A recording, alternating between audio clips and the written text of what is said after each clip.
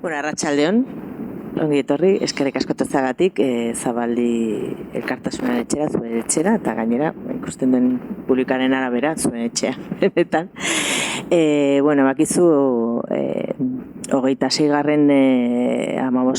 Elkartasun amabostaldian gaude, eta, bueno, pasaden astean hasi ginen hitzaldiekin, eta aste honetako bigarren hitzaldia da gaur, berarekin, Zeres Aditz, ongi esan dut abizena. Abizaren historia da, programan dago beste abizen bat, baina bakizue Brasilen, hemen, baina asko zubeki egiten duten abizenen kontua, eta jartzen dute betidanik lehendabiziko amarena eta bigarrena aitarena. Orduan, programan agertzen dena da aitarena, eta bautu dugu, egiten diren bezala amarena. Zeres Aditz. Bueno, aclarado esto. Decía que gracias a todo el mundo por venir y a la Casa de la Solidaridad, que es vuestra casa, y además de verdad, porque veo todo caras conocidas. Y bueno, y estamos en la 26ª Semana de la Solidaridad, de quincena ya, desde hace algunos años, que organizamos todos los años aquí en Zabaldi. Y bueno, esta es la segunda semana de charlas y esta es la segunda charla de esta semana, que la vamos a hacer con ella, que es Zeres Aditz, y he contado lo de los apellidos, que como veis en el programa pone Antúnez, creo que es el apellido del padre. En Brasil, que en eso nos adelantan bastante, se pone siempre el apellido de la madre primero y el del padre después. Entonces lo he presentado con el apellido como tiene que ser en su carnet de brasilera, que es Aditz, que es el de la madre. Entonces, aclarado esto, pues nada, ella viene del MST, ella es la coordinadora nacional del MST en Brasilia, aunque ella proviene de un asentamiento del MST del estado del Paraná, que está en el sur de Brasil. Y bueno, ella nos va a hablar, claro, esta semana tejiendo redes en torno al cooperativismo desde el sur al norte, que es un poco el lema que tenemos en esta quincena. Claro, pensando un poco tal vez, el MST es un movimiento que ya lleva muchos años, aquí ya hace tiempo que se conoce, y al menos a mí me da esa sensación de que posiblemente sea uno de los movimientos que efectivamente ya estaban o hablaban o hacían en la práctica cooperativismo antes de que este palabra del cooperativismo se pusiera un poco más de moda aquí, ¿no? Entonces, bueno, ella es invitada, debe estar unos días por aquí en Iruña, y bueno, y hoy su charla un poco hablas del cooperativismo de aquí y de cuidados de aquí y de allá, ¿no? No sé qué has querido decir con este título. No, yo tampoco me lo dieron. Vale. Bueno, entonces ella nos va a hablar, va a hablar un poco de ponernos en contexto, ¿no? Que es el MST, o en qué está ahora el MST, ¿no? Y luego también cómo imbricáis esto, ¿no? El movimiento sin tierra, el movimiento sin tierra, pero también pensando en esa comunidad, ¿no? Si os acordáis, el día de la charla de México, que ella diferenciaba entre lo que es el cooperativismo y lo que son las redes comunitarias, ¿no? Yo creo que en este barrio de eso sabemos bastante también. Y bueno, de esto y de todo lo que luego queráis preguntarle, pues vamos a hablar. Va a hablar Zeres y después hablamos entre todas. Entonces, cuando quieras. Bueno, buenas noches a todos y todas. Yo voy a intentar hablar un poquito despacito por cuenta de mi portuñol, que es un poco raro. Pues primeramente me gustaría agradecer por la oportunidad de estar aquí con ustedes. Para nosotros del Movimiento Sin Tierra es siempre una gran oportunidad poder intercambiar nuestras experiencias, porque esta también es una manera de fortalecer nuestro proceso organizativo, conociendo a otras experiencias organizativas y de vida que tenemos en otros tantos planos, en otros tantos países y organizaciones.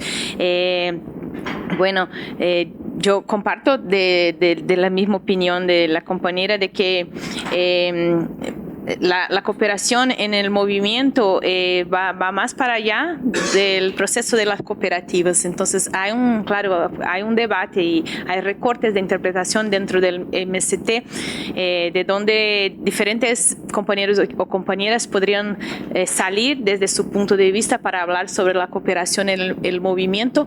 Pero yo, aunque tenga un origen en el sector de producción del movimiento, pues yo soy agrónoma de formación y entonces adentré al movimiento por el proceso organizativo y productivo, pero yo comprendo el término de la cooperación como algo más para allá de que es el proceso de organización de nuestras cooperativas dentro del MST, que efectivamente empieza a organizarse ahí al comienzo de los años 90, porque yo comprendo la cooperación como para nosotros un valor, un principio, una práctica de vida que atraviesa no solamente el sector de producción, sino toda nuestra organización en nuestra vida.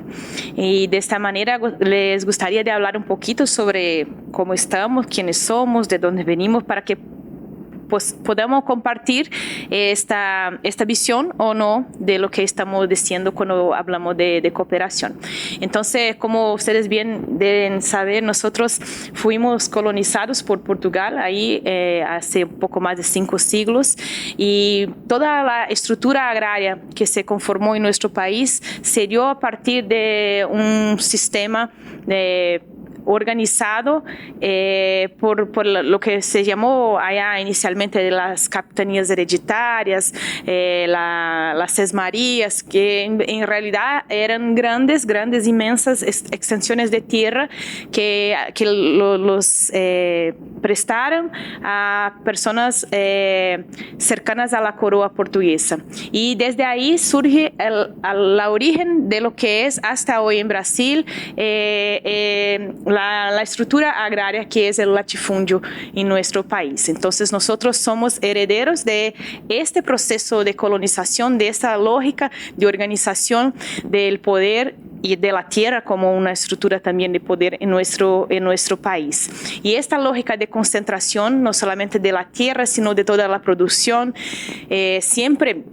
desde la llegada de los portugueses hasta hoy, muy voltada a la lógica de la exportación, inicialmente con las plantations y hoy con las commodities. Nosotros fuimos también heredando, de manera que el movimiento Sin Tierra surge por esta necesidad y por esa lucha histórica del proceso de democratización del acceso a la tierra. Los pobres en Brasil, los pueblos, también los pueblos originarios hasta hoy luchan en nuestro país por su derecho de reconocimiento, de retomada de sus tierras, de reconocimiento de sus territorios, y todos los pueblos que conforman los pobres y los trabajadores en Brasil nunca han tenido el derecho de acceso a la tierra, sean los pueblos africanos esclavizados, sean los campesinos o muchos de los migrantes que dieron origen a lo que hoy nosotros llamamos de los campesinos, los pequeños agricultores allá en Brasil, que son en realidad esa herencia y esa mezcla de los pueblos indígenas, de los pueblos esclavizados y también de los migrantes europeos que huyeron de la guerra, de la pobreza desde aquí y fueron a vivir allá. Estos pueblos efectivamente nunca tuvieron acceso a la tierra, de manera que la lucha por la tierra y la lucha por la reforma agraria en nuestro país siempre se dio a partir de movilizaciones, momentos, en fin, organizaciones que exigieron del Estado ese derecho a la tierra. Entonces nosotros, que somos, es verdad, mucho más jóvenes do que esta historia de más de 500 años, nosotros que estamos llegando ahora, en enero próximo a los 40, somos herederos de toda esta lucha. No venimos en los años 80 a inaugurar una lucha por la tierra, por la reforma agraria o a reivindicar algo muy nuevo. Nosotros nada más que hicimos fue en el proceso de democratización del país, pasado la dictadura militar, nosotros surgimos, así como otras organizaciones en el ámbito democrático, en el campo reivindicando el derecho a la tierra, a la reforma agraria y a una sociedad más justa, más igualitaria. Entonces, con estos objetivos fuimos nos constituyendo como una organización. Pero la gran novedad que el MST trae a la lucha por la tierra, por la reforma agraria, ahí sí me parece que está el sentido de la cooperación para nosotros, es que el movimiento surge ahí en los años 80, pasado pocos años del fin de la dictadura militar, pero su sombra, no sé cómo se dice sombra, estaba ahí, ¿no? Su herencia de la dictadura seguía ante nosotros. Un momento de mucha violencia todavía. El campo en Brasil siempre fue muy violento y muy organizado por los tierratenentes bajo la violencia. Entonces nos constituimos como una organización en la cual cooperar, o sea, colaborar era como una forma de sobrevivencia. Nosotros, cuando empezamos las tomas de las tierras, empezamos procesos de cooperación. Siempre tomar una tierra, organizar la seguridad, organizar la gente, organizar los niños, la salud, la alimentación y toda la comunidad es un acto ante todo de cooperación. Por eso Perdona que te corte. Cuando dices cooperación, entiendo que te refieres al cooperativismo o a las cooperativas. Te lo digo porque aquí la palabra cooperación, ¿verdad?, nos suena como muy a ONG y cooperaciones. No. ¿Sabes? Digo, para que no... Sí, no. Es a eso, ¿no? Cooperación, o sea, en el sentido de cooperativa. Pero tampoco. Porque ainda estamos ahí en los 80, entonces estoy hablando como la cooperación como un valor, como un acto de una acción de solidaridad mutua, como un principio de hecho, y no necesariamente como que de hecho va a surgir la discusión en el movimiento. Pasados los primeros años, cuando vamos avanzando con nuestras organizaciones y conquistando los primeros asentamientos, ahí sí vamos incluso buscar allá en Cuba las experiencias que la revolución venía implementando de la cooperación, ahí sí, con cooperativas. Y entonces es en lo final de los años 80, inicio de los años 90, que el movimiento, al avanzar con los primeros asentamientos y con las primeras conquistas de producción, que vamos a buscar las cooperativas como una herramienta para organizar nuestra experiencia. Entonces ahí sí, en los años 90, al inicio de los 90, creamos un sistema cooperativista de cooperativas de todos los estados donde ya existía el MST, y ahí se va a quedar en este sentido más claro para nosotros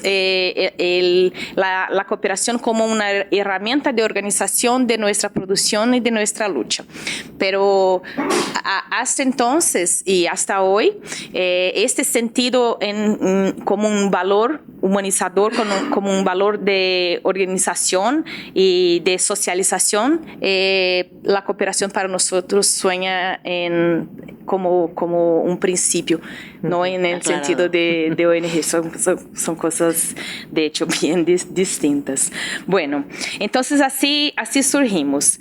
Y ahí pues cuando iniciamos a organizar nuestros asentamientos es cuando esta complejidad de la organización se va creando y las necesidades cada vez más grandes. Entonces, por ejemplo, al inicio, cuando empezamos las primeras tomas de tierra en los fines de los años 70, inicio de los años 80, no teníamos conquistas concretas, no teníamos asentamientos, pero a la medida en que empezamos a conquistar los territorios, a conquistar las escuelas, a organizar las cooperativas, a organizar las comunidades, las propias agroindustrias, nosotros fuimos complexificando a cada paso nuestra forma organizativa, de manera que nuestra estructura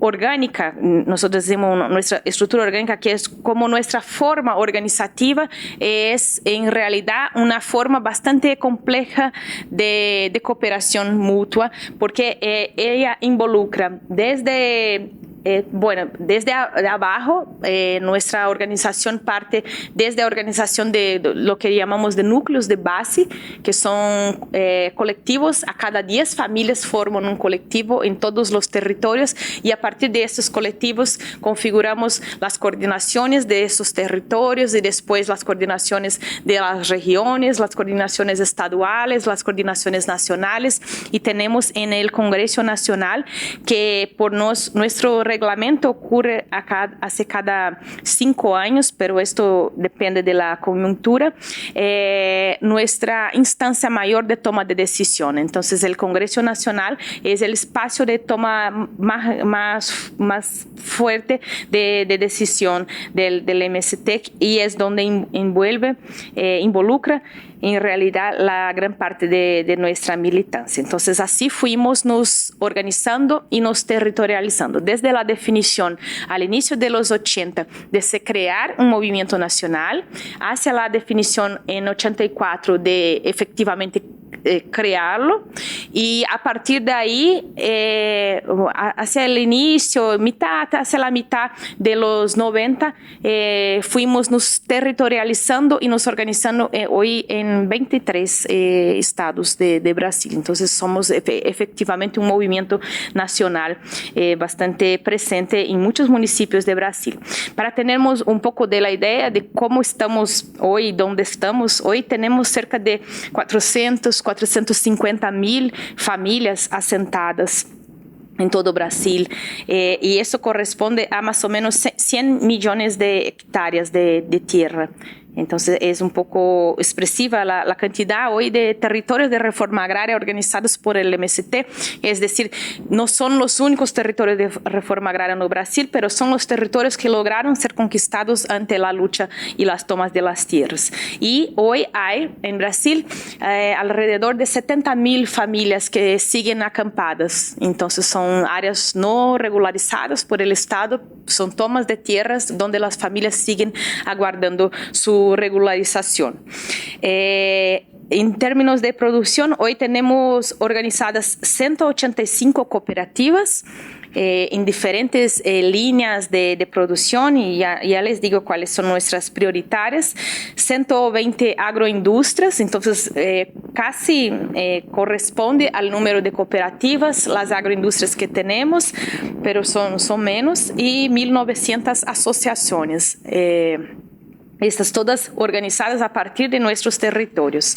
Las cadenas productivas que tenemos como no deciría prioritarias, sino las que hoy tenemos más claras y organizadas en nuestras regiones son la cadena de la leche, del arroz, de los granos, y eso incluye especialmente el frijol y el maíz y sus derivados, la pimienta del reino, el miel, los derivados de la caña, el chocolate, el jugo y el café. Aquí yo traje algunas muestras de algunos de los productos. Esto viene desde Bahía, que es el chocolate. Esta es el café, que viene del Espíritu Santo. Esta es la cachaza, que viene de Paraná. Como algunos ejemplos de ahí sí ya un proceso bastante avanzado de proceso de producción, de transformación, de agroindustrialización, todo organizado por nuestras cooperativas por allá. Hoy el Movimiento Sin Tierra es efectivamente el mayor productor de arroz orgánico en Latinoamérica. Ahí en las cooperativas del sur, en Río Grande del Sur, producimos alrededor en esta zafra que fue cosechada en febrero de 2023, cosechamos alrededor de más de 16.000 toneladas de arroz orgánicos. Y bueno, 322.000 sacas de 50 kilos, pero 16.000 toneladas de arroz. Hemos también nos metido en una campaña muy fuerte alrededor de la reforestación de nuestros territorios, porque hemos entendido que, como brincábamos ahí al inicio, este tema de los cambios climáticos es algo muy, muy serio, muy central, y precisamos tratar tratar de repactuar acciones con la naturaleza, con nuestras formas de relación con el medio ambiente, sino tendremos poco suceso en el futuro. Entonces, tenemos hoy un plan de plantío de árboles que se propone a plantar 100 millones de árboles en los próximos 6 o 7 años. Estamos en un camino de 10 años y para eso construyemos ya más de 300 viveros de mudas en los asentamientos, en las escuelas, para poder fornecer las mudas a las familias. Y no solamente en el sentido de la reforestación como una monocultura o como algo así, pero especialmente con este objetivo de juntar la capacidad de reforestación, de cuidado con el medio ambiente, también la capacidad productiva. Entonces, lo que llamamos de lo que son los quintales productivos, las agroforesterías, las cosas que pueden juntar la comida y las árboles es nuestra intención más grande. Bueno, acerca, por ejemplo, otro dato interesante acerca del frijol, especialmente ahí en Paraná y São Paulo, que son los más grandes productores. Este año fueron cerca de 100.000 toneladas de frijoles producidos en los asentamientos. Hoy tenemos alrededor de 5.500 familias organizadas alrededor de la cadena de la leche. Entonces es más de una cooperativa porque la leche tiene un transporte, una logística un poco más delicada. Entonces tenemos varias agroindustrias de leche, varias cooperativas que se dedican a la producción de leche, que son hoy 14. En la región sur, en São Paulo, Rio Grande, Paraná, Santa Catarina y también São Paulo producen ahí 37.000 litros de leche por día. Y se destina su venta tanto al mercado convencional cuanto al mercado institucional. También hay una producción expresiva del café, especialmente en las regiones de Espírito Santo, Bahía, Rondônia, Minas Gerais, São Paulo y Paraná, donde 5.000 familias se dedican ahí a producción de alrededor de 300.000 sacas de café al año. Y una parte de ellas ya viene, especialmente esta que viene del Espíritu Santo, Minas Gerais y Paraná, ya logran beneficiar este café. Y así podríamos seguir con otros ejemplos de lo que tiene sido nuestra producción a partir de nuestras cooperativas, del fortalecimiento de nuestras cooperativas ahí dentro del MST. Dentro de ese aspecto, algo importante de destacar es que el movimiento, teniendo la solidaridad también, así como la cooperación como un valor, no trata solamente de se convertir en un movimiento de conquista de la tierra, organización de la producción y comercialización. Además, ante todo, para nosotros, la reforma agraria tiene un sentido social, una función social.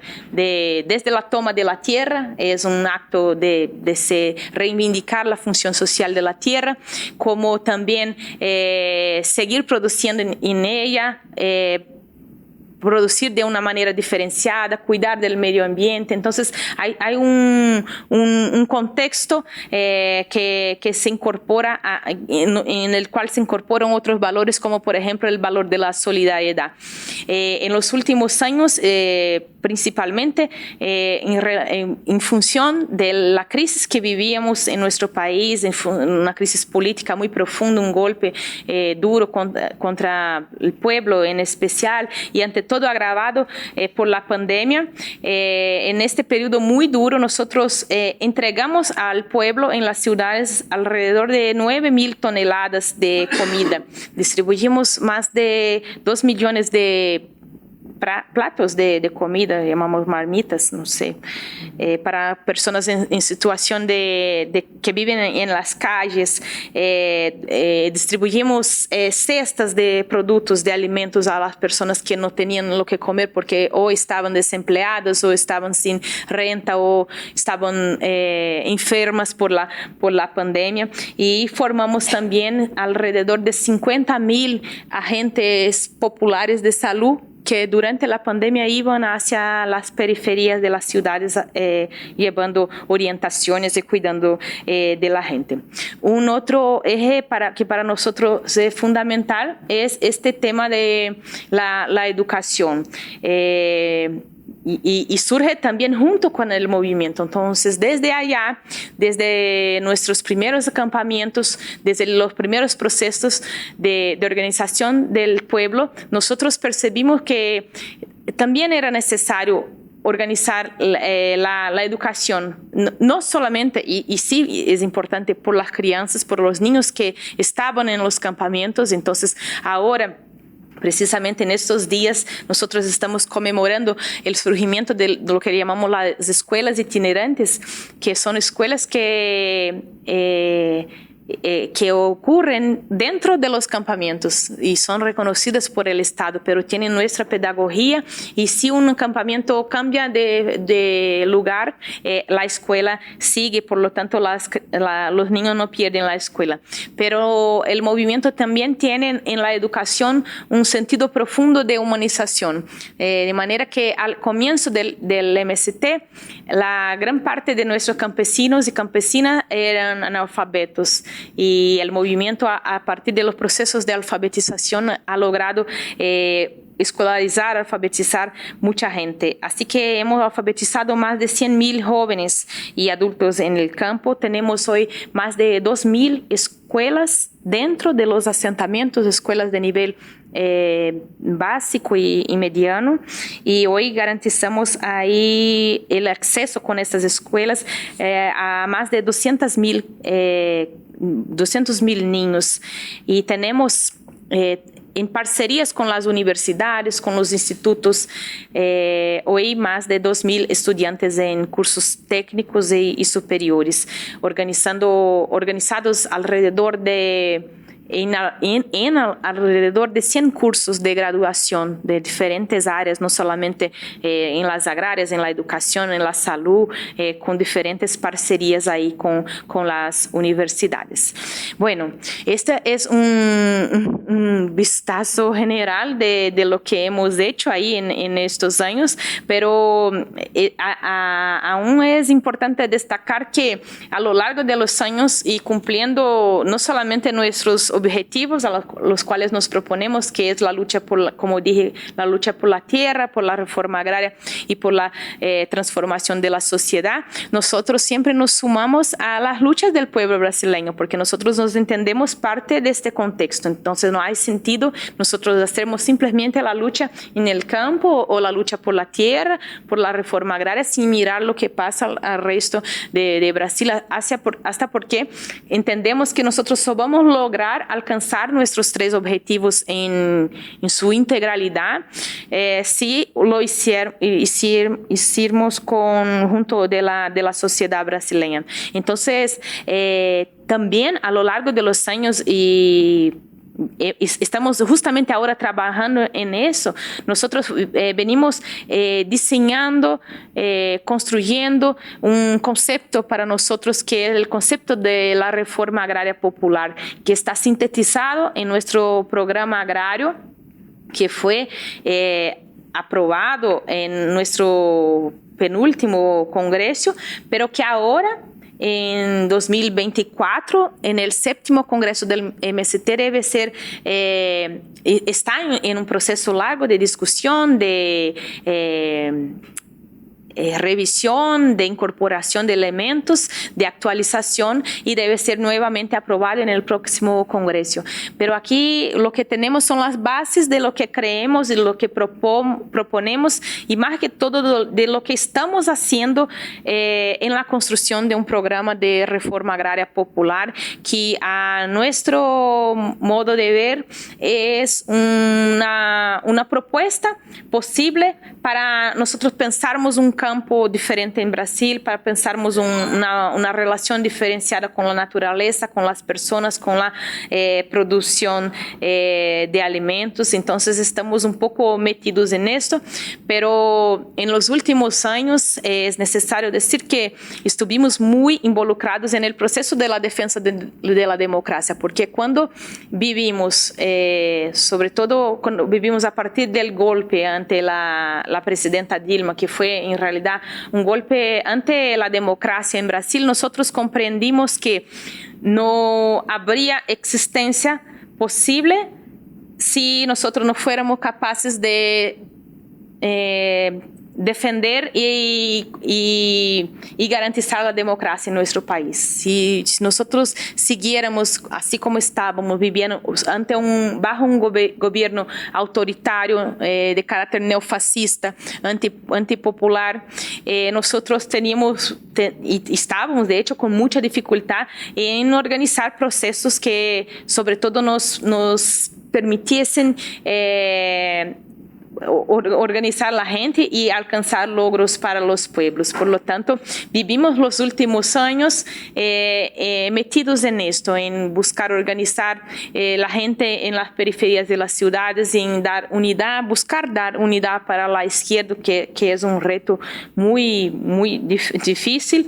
Y en el último año precisamente organizamos las experiencias junto de otras fuerzas populares, obviamente, de lo que le llamamos de los comités populares, que fue una experiencia bastante novedosa desde el punto de vista organizativo para nosotros y también para la izquierda, que fue la experiencia que desarrollamos a lo largo del año de 2023 con una energía muy grande depositada alrededor de la organización de comités en las ciudades. Organizamos alrededor de 7,000 comités, solamente nosotros del MST, pero seguramente que tuvimos mucho más en Brasil, pero nosotros del MST organizamos en las ciudades del interior y también en las grandes ciudades estos comités que en realidad eran espacios para cambio de experiencias, para organización del pueblo, para politización, para hablar sobre nuestros problemas, organizar las pautas del pueblo y llevar estas pautas hacia el tema de la campaña electoral y efectivamente hacia las elecciones. Entonces así nos involucramos ahí por todo el año de 2023 por entender que el año pasado se trataba de un año muy, muy especial, porque si hubiéramos perdido las elecciones, seguramente la condición de la democracia y de los procesos populares en Brasil estaría en una condición mucho más dura.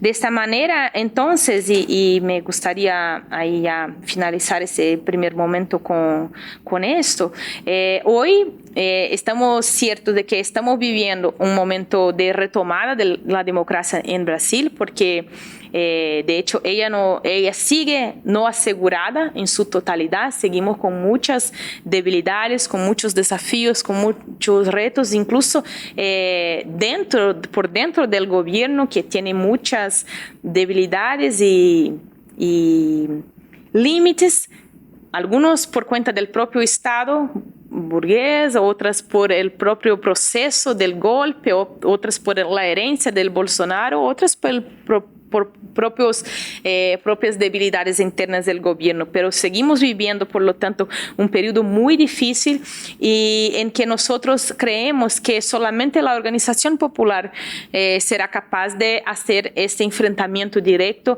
y restablecer el orden y la democracia en nuestro país. Entonces nosotros seguimos, de un lado, apoyando al gobierno Lula, que nosotros ayudamos tanto a celar por él, a organizar su elección, a garantizar su pose, y estamos ahí para defenderlo. De otro lado, que para nosotros es más, lo central, seguir combatiendo el fascismo ahí en Brasil, que todavía fue derrotado en las urnas, todavía no está muerto, está muy vivo, desafortunadamente.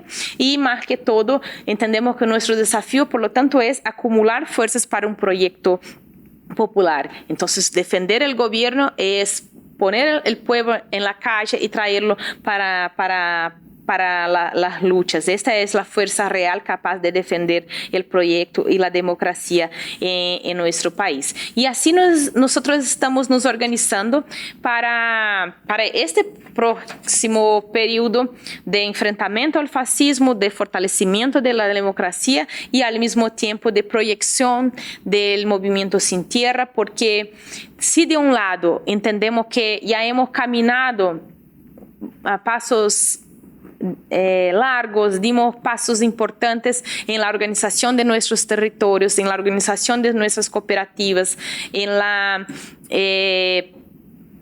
capacidad de dialogar con las organizaciones de los pueblos de las ciudades. De otro lado, entendemos que seguimos teniendo muchos retos por la frente, porque todavía nuestro proyecto de sociedad no ha triunfado, no hemos llegado a nuestro fin. Entonces, aunque hoy nosotros seamos el movimiento y vamos a cumplir los 40 como el movimiento más longevo, de la sociedad, de la lucha por la tierra en Brasil, y todavía entendemos que nuestra misión no se ha finalizado, así que tenemos pasos importantes por dar, y especialmente este ciclo de cerrar los 40 y proyectar los próximos pasos con el marco de la construcción de nuestro 7º Congreso, que va a acontecer ahora en julio de 2024.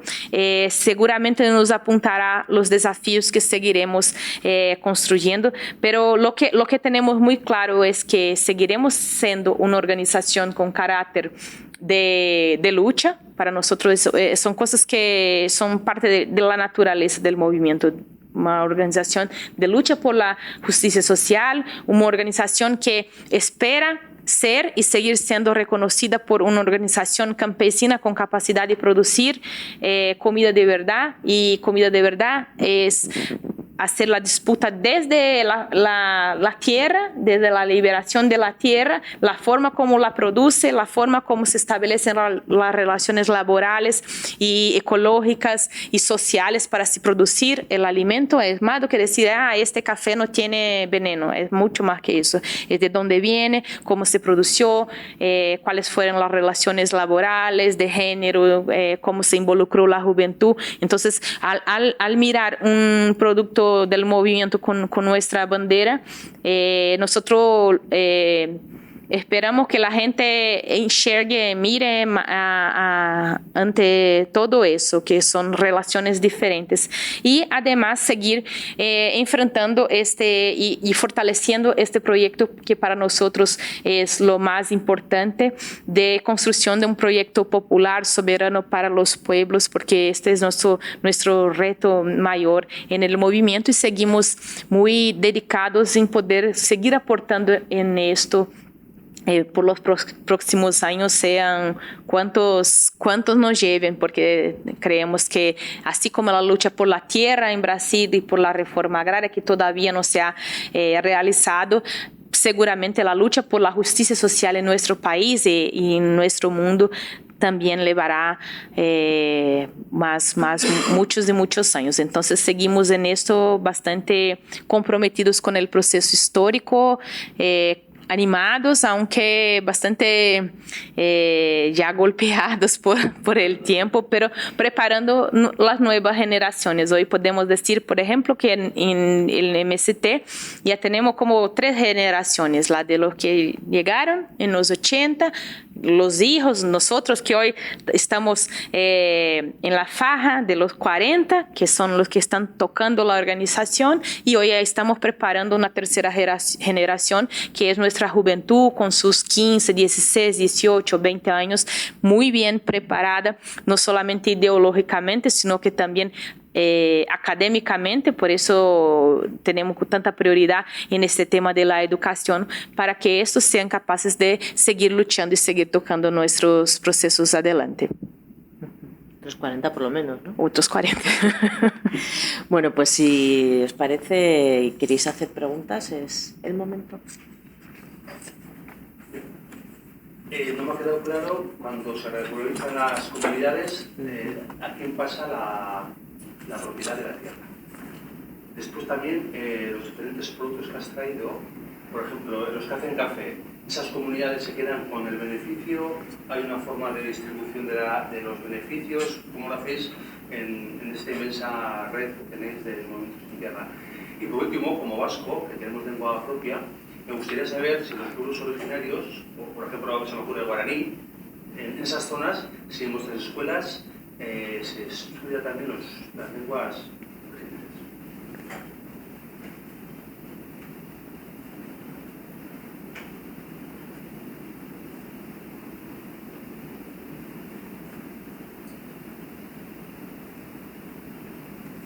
Bueno, ya. Bueno, acerca de la regularización de las tierras. Cuando un campamento, una toma de tierra se convierte en un asentamiento, ella pasa a ser regulamentada por el Instituto Nacional de Colonización y Reforma Agraria, el INCRA, que es una estructura parte del gobierno federal.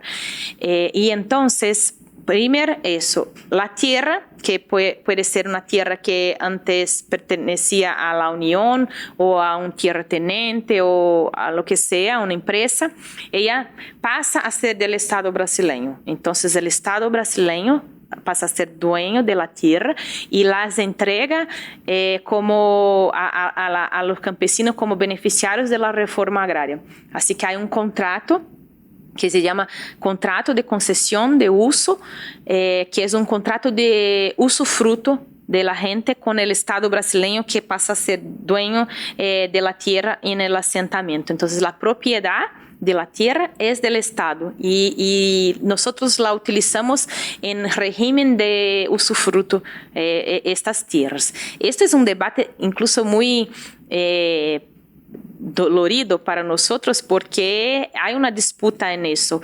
La Constitución brasileña dice que pasados 10 años, cuando ya se implementó toda la infraestructura supuestamente, las rutas, las carreteras, las escuelas, las agroindustrias, las casas, el agua, la luz, todo, se puede hacer un proceso de titulación, que en la Constitución dice que hay dos tipos. Uno, un título de dominio que se llama, entonces pasados 10 años, con todas esas condiciones garantizadas por el Estado brasileño, uno puede tener un contrato pagando a una parte al Estado de la tierra y puede tener este título que le permite incluso la venta.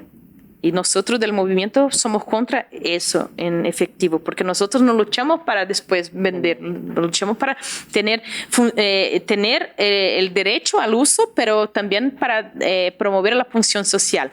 Y lo que nosotros defendemos, que está incluso en la Constitución, es un modelo de un contrato que se llama contrato del derecho real del uso, que es un formato de contrato que le garantiza el usufruto ad eterno por la tierra, o cuando te mueres tu familia puede seguir, o si no quieres la devuelve al Estado, de manera que garantiza que esta tierra y este asentamiento nunca más regresará a las manos de uno solo, una concentración, una empresa, un tierratenente o quien sea. Entonces nosotros defendemos eso, de que la tierra conquistada por la lucha esté siempre en las manos del Estado, pero regulamentada por el Estado, pero en las manos del pueblo. Esto es un poco del proceso. Entonces, con este proceso de regularización, las personas pueden, por ejemplo, ahí tomar préstamo en el banco, créditos, hacer invertir en las fincas. Esa es la gran diferencia entre un acampamiento y un asentamiento, pero la tierra pertenece al Estado. Bueno, ahí en relación a las agroindustrias, estas son todas, estas 190, ¿cuántas son? 190 cooperativas, 185 cooperativas que tenemos hoy, y las 120 agroindustrias son todas cooperativas y agroindustrias organizadas por el movimiento. Entonces, los socios de estas cooperativas son las propias familias asentadas. Yo, por ejemplo, soy socia de una cooperativa que hoy se dedica a producir soya, les contaba más temprano, soya no transgénica, y nuestro objetivo es organizar una agroindustria para procesar la soya no transgénica y producir el aceite no transgénico de la soya, que es algo muy raro y muy raro. Raro, sí. Hoy en Brasil. ¿Qué pasa? Entonces, son socios que son, en nuestro caso, acampados y asentados de la reforma agraria de la región, de la zona de donde venimos. Y tanto, bueno, no es nuestro caso porque nosotros no tenemos agroindustria, pero en el caso de donde tenemos, por ejemplo, muy cerquita de nosotros, hay una agroindustria que procesa leche. Toda los sueldos, no, la más-valía de los beneficios de la cooperativa son divididos entre los cooperados, o una parte que sea invertida nuevamente en las estructuras de las agroindustrias, o dividida entre los cooperados. Esta, por ejemplo, es una agroindustria de derivados de caña. Es un asentamiento colectivo. Se producen, son como 28 asentados, un asentamiento pequeño, una comunidad pequeña, donde se produce la caña, una caña orgánica,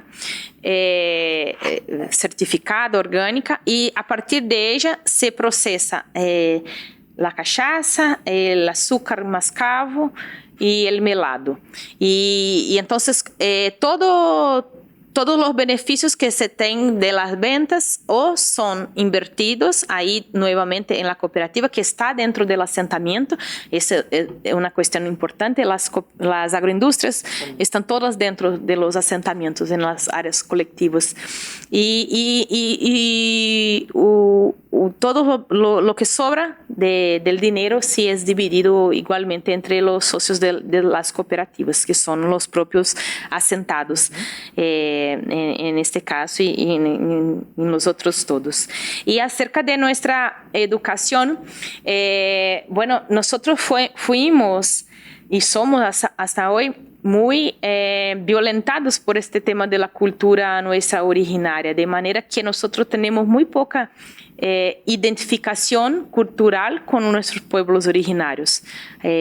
Aunque exista una lucha histórica de hace más de 500 años, de que está, aunque tenga más de 500 años, está la cuestión indígena hoy en Brasil está en el orden del día, así como toda la cuestión agraria, pero la cuestión indígena hasta hoy es muy fuerte. Pero la cuestión de la identidad indígena nos fue violentada, así que no tenemos identificación. Uno no se percibe allá en Brasil, es muy raro alguien se percibir como indígena. Lo más común allá en Brasil es que uno diga, yo soy, ¿cuál es tu origen? Por ejemplo, yo soy, mi abuelo es portugués, mi abuela es española, siempre se refieren aquí al origen europeo, pero uno no dice, yo soy, o cuando dice es de una manera bastante pejorativa, que decimos, y eso es muy común, todas las familias tienen una abuela que fue capturada por un abuelo, ¿sabe? Cuando dicen eso, estamos hablando de una indígena que fue capturada efectivamente por alguien y por lo tanto violentada. Y así es nuestra origen velada y violenta indígena. Digo todo eso porque en realidad esta nuestra identificación con la cultura indígena hoy es muy pequeña. Los indígenas se transformaron en un gran folclore para nosotros. Lo miramos como si estuvieran allá en la Amazonía, allá en los rincones, y no como si fueran, y de hecho lo son, parte de nuestra cultura, no solamente nuestra cultura alimentaria, nuestras lenguas y todo más. Entonces hoy se habla poquísimo las lenguas en nuestros territorios, nadie. Nosotros tenemos las experiencias que tenemos de gente nuestra que habla algún tipo de lengua indígena, son de lo que nosotros llamamos de brasiguayos, que son los campesinos que en algún momento se fueron a vivir en Paraguay y allá aprendieron lo guaraní, que es la lengua madre de los paraguayos, y al regresar para el movimiento Sin Tierra trajeron nuevamente la cultura del guaraní, que todavía es una lengua de las tantas decenas que nosotros tenemos allá en Brasil, pero ese aislamiento de la cultura indígena para nosotros es muy fuerte.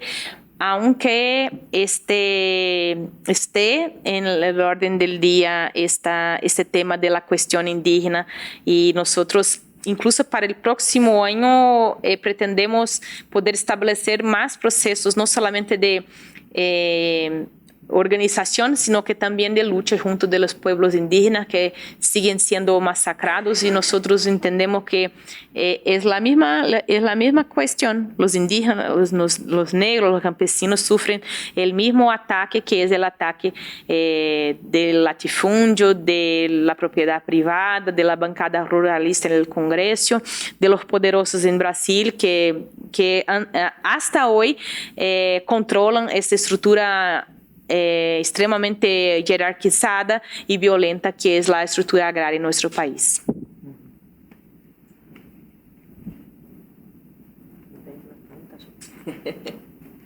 Yo tengo varias cosas que te quería preguntar. Bueno, relacionado con esto también has explicado muy bien esa diferenciación entre lo que son los asentamientos y los campamentos. Entonces has hablado en algún momento, creo que he apuntado por aquí, 450.000 familias en torno a 100.000 hectáreas. 100 millones. Lo que dijiste. 100 millones. Perdón. Quiero decir, estos 100 millones, obviamente los asentamientos previamente han sido campamentos, pero ¿qué pasa o cómo ha sido el proceso o cuál es el proceso y qué dificultades hay en que esas tierras tomadas en lo que serían provisionales, que son los campamentos, ¿qué cifras tenéis de campamentos que no han llegado a ser asentamientos? ¿O qué dificultades se pone desde la Administración para reconocer esas tierras como tierras que van a conformar un asentamiento?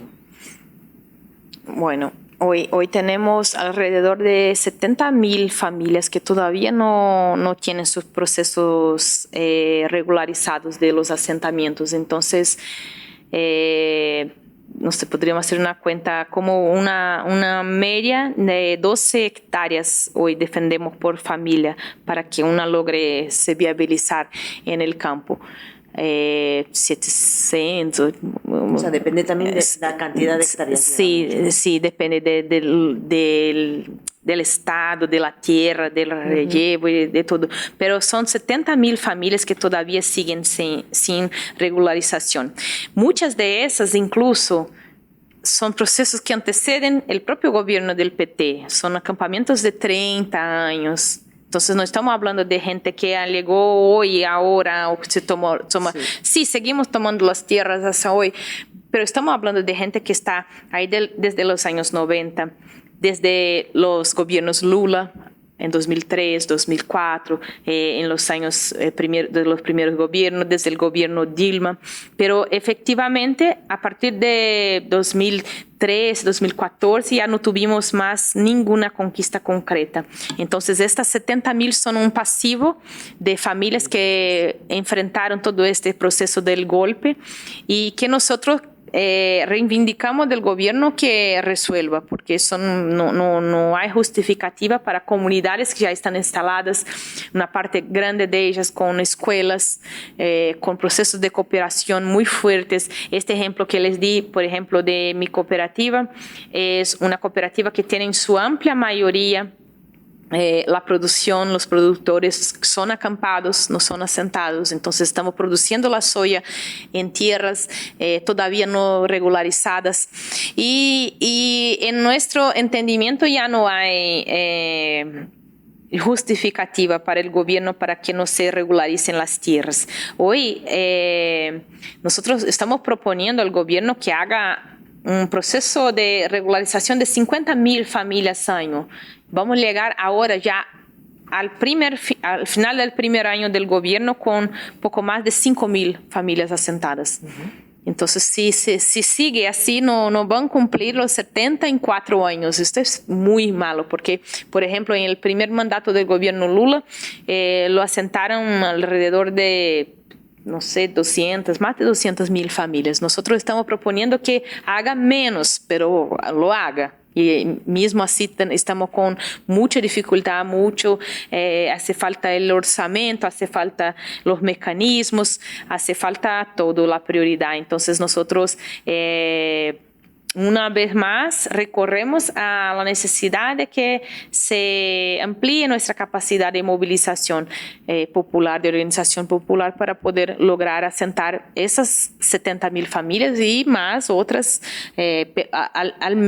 por lo menos 200.000 familias en los 4 años de gobierno, que ya es un número muy bajo, teniendo en vista las necesidades del pueblo, las necesidades no solamente nuestras, porque cuando estamos diciendo necesitamos la reforma agraria, necesitamos fortalecer, estamos hablando de comida. Hoy hay 33 millones de brasileños que están pasando hambre en Brasil. Esto es inadmisible, un país que se vangloria por ser el país del agro, con 33 millones de personas pasando hambre. Entonces, esta es la cuestión. Nosotros estamos proponiendo la reforma agraria como una alternativa concreta para acabar con el hambre en nuestro país. Y entonces no somos nosotros los beneficiarios más grandes, son el propio pueblo, el propio gobierno. Así que seguimos en este reto de alcanzar, asentar estas familias y otras más. Más allá de esta ralentización, ¿no? De que dices que ya como que en los últimos años, también por el tema de los gobiernos que habéis tenido, se ha ido espaciando mucho ese reconocimiento de tierras, pero más allá del reconocimiento y regularización de las tierras, también tenéis otro tipo de mecanismos en los que hay cierta colaboración también con el Estado, con la Administración, digamos, como puede ser, por ejemplo, otros logros que habéis tenido más allá de la producción, ¿no? Como puede ser, por ejemplo, la alimentación en las escuelas, o también lo que hablabas de toda esa estructura educativa también, ¿no? Ahí también hace falta necesariamente cierta colaboración o cierto entendimiento, ¿no? Sí, porque exacto, porque es más que dividir la tierra o regularizar la tierra, es invertir en un proceso de desarrollo para el Brasil, no solamente para el campo. Cuando uno crea un asentamiento, uno crea una comunidad, crea una cooperativa o una agroindustria, se crean empleos, se fijan las familias en el campo, se fijan los jóvenes en el campo, se desarrolla la comunidad, se desarrolla las ciudades alrededor, se fortalece el comercio local, todos ganan. La gran parte de nuestros asentamientos están en ciudades pequeñas o medianas. Entonces, el apoyo que nosotros tenemos en estas ciudades es gigante porque el comercio local se beneficia, la prefectura se beneficia, las escuelas, la salud, vienen más recursos. Entonces son procesos que fortalecen todas las puntas y para eso es necesario también una cuestión de entendimiento. de que esto es en realidad es una inversión por la cuestión del desarrollo integral. Cuando uno piensa, no podríamos, no sé, invertir en políticas asistencialistas, sí, pero te puedes invertir en algo que te va a traer resultados a medio y largo plazo, como por ejemplo invertir en una comunidad con gente, una comunidad con escuela, con educación, con seguridad, con soberanía alimentaria, y además que todo eso, además que beneficie a la comunidad, pueda ser llevado a otras comunidades o a las ciudades, como por ejemplo a partir de las políticas de abastecimiento y comercialización institucional del propio gobierno. Entonces, es una cuestión también de concepción y de proyecto, como nosotros vemos. La reforma agraria en el ámbito popular se involucra en un proceso más amplio de fortalecimiento de una propuesta, de un proyecto de sociedad que nosotros creemos. Sí, pero bueno, igual relacionado con esto también a mí es una de las cosas que más me llama la atención, ¿no? Que de alguna manera, tal vez en el concepto que tenemos, en la idea que tenemos de crear comunidad y de sentimiento de comunidad, ¿no? Digamos que en este caso viene desde una iniciativa que tiene que ver con la producción y con la tierra, es decir, que tiene que ver con el trabajo, ¿no? Es decir, luego el asentamiento es una comunidad en sí, y porque además por la propia filosofía del MST, ¿no? Ese proceso que tal vez nos pueda parecer que es un poco la inversa, ¿no? De lo que entendemos como una comunidad en una ciudad, en un pueblo, en un barrio, donde puede que surjan o no cooperativas, y en este caso es un poco empezar por tener la tierra, tener el espacio físico donde trabajar, producir, y claro, y eso te lleva a crear comunidad también, ¿no? Es un proceso curioso o complicado también, ¿no? Sí, y complejo. Y por eso el tema de la cooperación para nosotros es tan central. La cooperación como un principio, como decía al inicio, como un proceso, como un valor. La cooperativa son herramientas, pero la cooperación como parte del proceso de organización del trabajo, de las comunidades, de la vida, de los reglamentos, de las relaciones humanas, es central. Para nosotros está cada vez más claro eso. Es un pilar central de nuestra organización. La cooperación como un principio de vida, de existencia, de relación.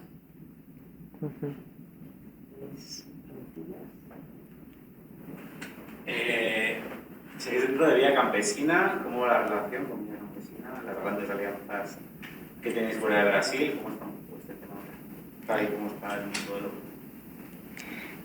Bueno, nosotros seguimos organizados en la Vía Campesina. La Vía Campesina para nosotros es muy importante en el sentido de el fortalecimiento de las experiencias del campesinado en todo el mundo, porque la vía está organizada y trae las diferentes fases de los campesinos y campesinas del mundo, pero refleja también al mismo tiempo nuestros retos y nuestros enemigos comunes. Entonces nosotros al organizar la articulación de la vía campesina logramos enxergar nuestros enemigos comunes en el mundo, que es el mismo, que es el capitalismo, que es el agronegocio, y al mismo tiempo erguer banderas que para nosotros son centrales. Entonces, por ejemplo, que también son unitarias en todo el mundo, el tema de la tierra, de la agroecología, de las semillas, de este enfrentamiento común por un proyecto popular. Allá en Brasil nosotros tenemos muchas organizaciones campesinas que históricamente hacen parte de la vía campesina. En Latinoamérica también hay muchas organizaciones hermanas muy próximas a nosotros que hemos buscado fortalecer. Entonces, para nosotros es central hacer la lucha junto de la vía campesina y además dar visibilidad a esta articulación, porque ella nos permite tanto cambiar experiencias como al mismo tiempo nos fortalecer en nuestras experiencias que nosotros ya tenemos.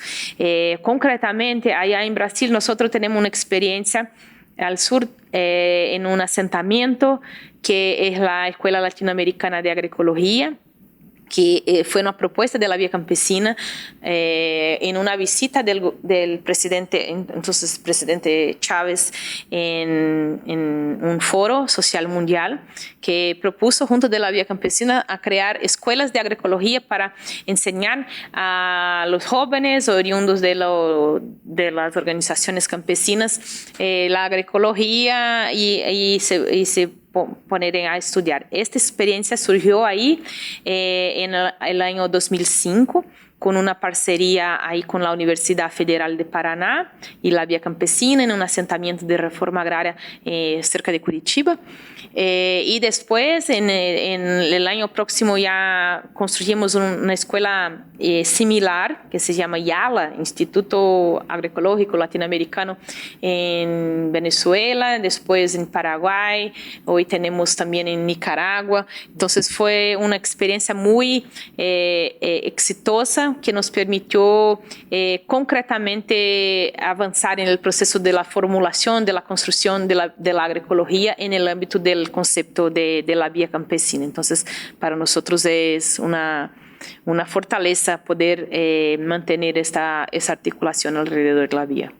Esto también supongo que, no sé si allí también tenéis esa experiencia, ¿no? A partir de los años post-COVID, ¿no? Como también tanto, bueno, la Vía Campesina o vuestras propias organizaciones dentro de Brasil, como la cosa ha cambiado o ha sido esos años de parón que han dejado un poco tocados, ¿no? Los movimientos sociales. Sí, seguro. Recuperar la calle, recuperar los Sí, espacios. por diferentes motivos. Nosotros, por ejemplo, en Latinoamérica hemos sufrido años muy duros por la crisis que es mundial, pero por los golpes políticos también que hemos tomado por allá y que en alguna medida golpearon también las organizaciones. Pero sin duda la pandemia nos dejó aislados por mucho tiempo, entonces la Vía también tiene buscado ahora retomando sus conferencias de manera presencial, retomando su organicidad, la capacidad organizativa post-COVID para poder nos restablecer, no solamente en el proceso de articulación, sino que también en procesos de lucha. Hay que lembrarnos que la Vía Campesina, además, hacer la articulación de las organizaciones del mundo y de las organizaciones campesinas, hizo también por muchos años, y eso fue fundamental, luchas comunes ante transnacionales, ante procesos, y para nosotros es fundamental que en este momento de retomada nosotros tengamos esta capacidad, por ejemplo, de hacer esos enfrentamientos comunes. Un ejemplo que yo siempre traigo acerca de la Vía Campesina es cuando estábamos ahí por los años 2000 y pico y hacíamos el enfrentamiento ahí y tomas de tierra incluso allá en Brasil, denunciando los transgénicos y la llegada criminosa de la transgenia en Brasil con la Monsanto, con la Syngenta, y después cuando enfrentamos en una toma de tierra la Syngenta y ellos mataron a un compañero nuestro.